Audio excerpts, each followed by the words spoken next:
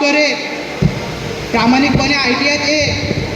गरीब परिस्थितीचा होतं बिचारा, का बरं त्यानं ITI केला फिटर आणि 2 वर्ष स्वतः घरी येऊन काम करून त्याने अभ्यास केला आणि रेल्वेमध्ये आता लागला तो. किमान 30-40 हजारपेक्षा जास्त त्याच्या आता पेमेंट आहे. म्हणून म्हणतो मी तुम्हाला, अभ्यास करा प्रामाणिकपणे, प्रॅक्टिकल करा, रोज या. नाही तुम्ही आले का बस येता, वरतं बसता, थेरी लिहिता, जेवण करताना चालले जाता बस. म्हणून म्हणतो अभ्यास करा प्रामाणिकपणे, प्रॅक्टिकल लावा, थोडं तुमचं भलं होईल. चला आता लंच वंच करा आणि प्रॅक्टिकलला लागा.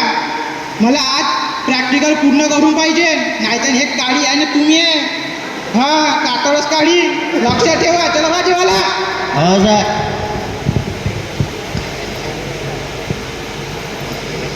सर मित्रांनो, अशी आहे आमची फिटरवाल्याची जिंदगी.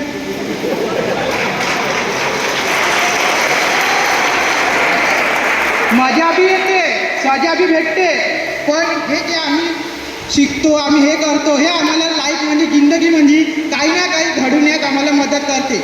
धन्यवाद.